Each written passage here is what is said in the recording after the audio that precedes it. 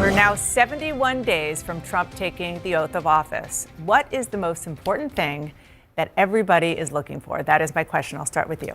Joe Biden has been a phenomenal president. He's lived up to so many of the promises he's made. There's one promise left that he could fulfill, being a transitional figure. He could resign the presidency in the next 30 days, make Kamala Harris the president of the United States. Whoa. It would absolve her from being able to, from having to oversee the January 6th transition, right, of her own defeat.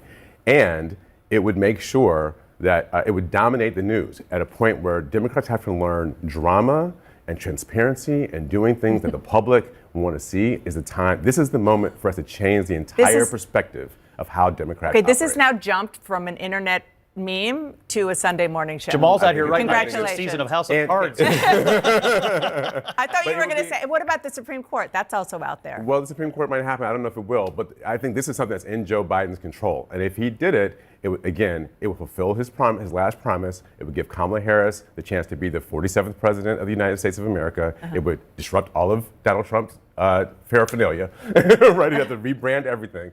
But she would, and it would make it easier for the next woman who runs for president to not have to worry about all the historical, weight of being the first. We can Top solve that, this problem Brad. in the I next have 30 something days. that's a lot more realistic.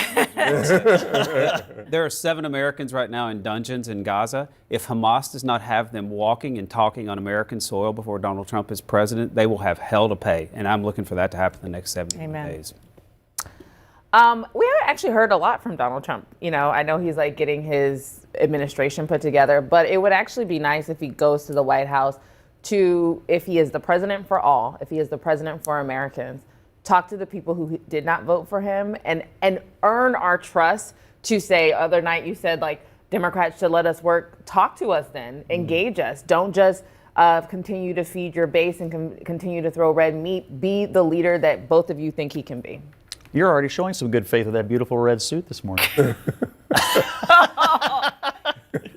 Here's what I want. A couple things. Number one. Wait, do you want to say something? Go ahead. Do you think I want to say something? I think if Ashley wanted to say something, she would say it. My mother is She watching. wants to say something. My mother is watching, so I will be on my best man. Actually, you just did. I Go know. ahead. I met Mama this week, and she's beautiful and a lovely person, so that was fun. Here, a couple things. Number one, if I was over in Tehran and I had just hacked and tried to assassinate Donald Trump and now he's fixing to take over the United States military again, I'd probably be a little worried.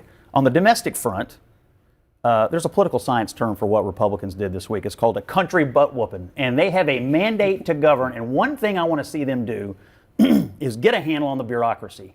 They're meeting at the Pentagon right now about possibly thwarting Donald Trump. You've got a rogue FEMA employee out here. We're not going to give aid to people with Donald Trump signs. The bureaucracy works for the people. The people elect the leaders. And I want to see Donald Trump follow through on this idea of taming the federal bureaucracy.